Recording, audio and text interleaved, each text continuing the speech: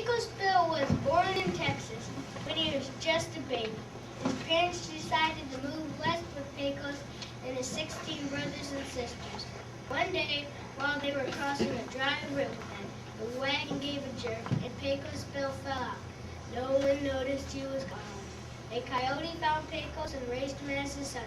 Pecos made friends with all the desert animals. When PecosBill grew up, his brother found him and invited him to live on the family ranch. Pecos rode to the ranch on the back of a mountain lion and used a rattlesnake as a lasso. All the cowboys on the ranch asked him to be their boss. One day, 2 cowboys came to the ranch to talk to PecosBill. What can I do for you, boys? We need your help. The goats. Can you figure out a way to make it rain before the country just dries up and blows away? I'll have to think about that. I've never made it rain before. Maybe if I take a ride on my horse, maybe someone will pop into my head. PecosBill saddled up his horse, Widowmaker, and rode across the desert. Soon it was late afternoon. PecosBill spotted a cyclone hovering overhead. That cyclone over there is just what I've been looking for.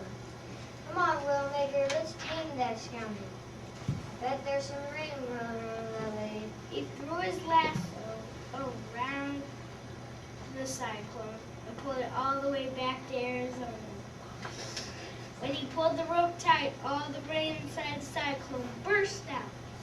All that rain made a river that flooded the prairie and carved out the Grand Canyon. Fishy!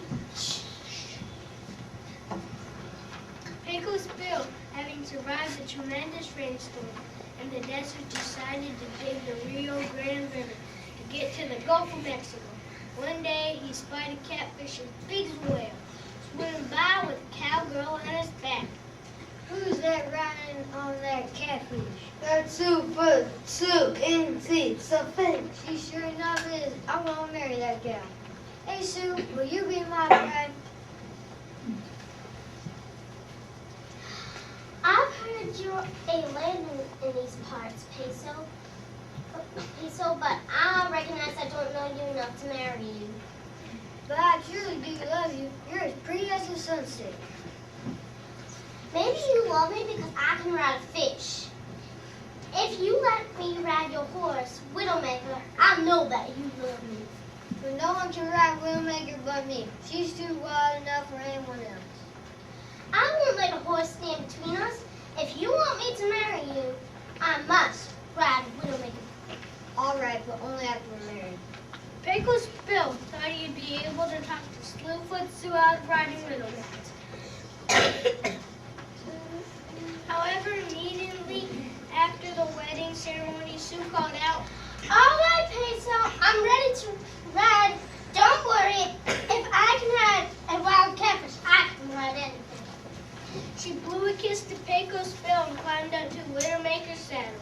Widowmaker was so strong she bucked Slewfoot Sue off in it, and Slewfoot Sue soared higher and higher into the sky until she reached the moon. You can still see her there today, looking down and wishing she hadn't been so stubborn.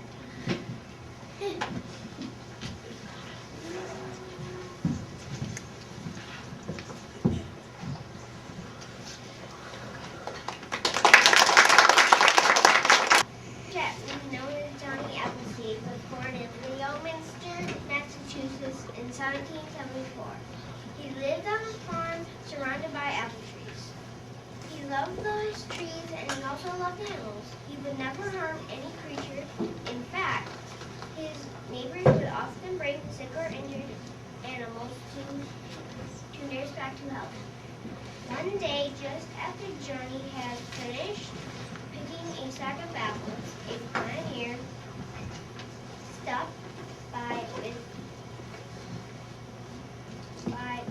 farm with a rabbit who had been caught in a trap.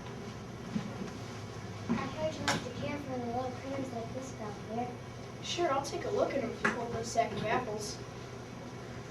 Wow, these apples are beautiful. I haven't seen apples like this in a long time. You must not be from around here. We've got apples growing for as far as the eye can see. I just finished building a house in the Ohio Territory. I just came back east for supplies. Well, you can have that sack full of apples under one condition. What's that? Promise me you save the seeds, and when you get home, you plant them. It's a deal. The pioneer went off with a sack of apples. One day, a family passed Johnny's orchard with their covered wagon. The father stepped down from the wagon. Sir, do you mind if my family and I help to rest here in the shade of your fine apple trees? Only if you promise me one thing, What's that? that you pick as many apple seeds as you can, and when you reach your destination, you'll plant them. How can you make any money if you just give your apples away? I don't need the money. I just want to see apple trees sprout across America. You must be crazy giving away apples for nothing. Johnny gave away hundreds of seeds to everyone who stopped by his farm.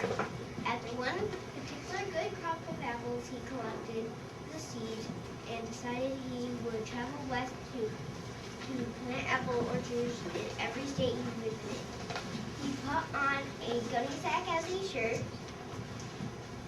and used a tin pot as a hat and walked off in his bare feet. As Johnny traveled west, he cleared some land to make a field perfect for growing apple trees. Once the trees grew strong, he collected the seeds.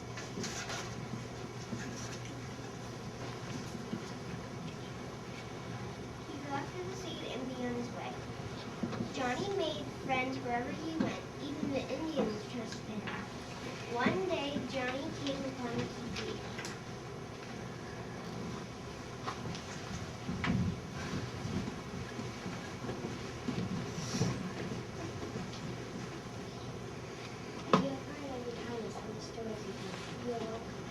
Thank you. If you'll share your meal with me, I'll share my apple seeds with you.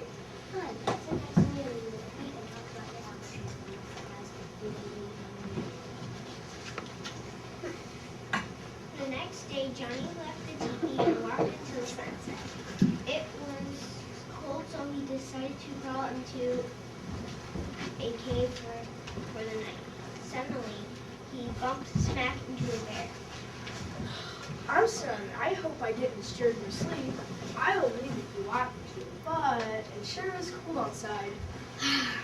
The bear grunted and playfully patted Johnny on the head, and then he rolled over and went back to sleep. This is the first time I've ever had a bear as a blanket.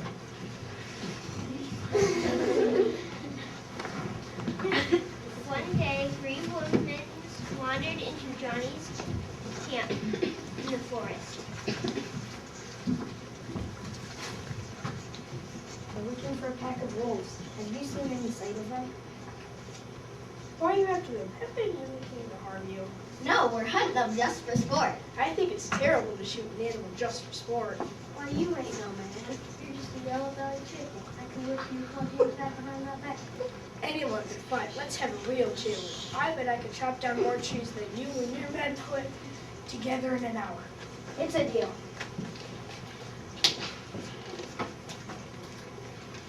The 3 woodsmen and Johnny chopped away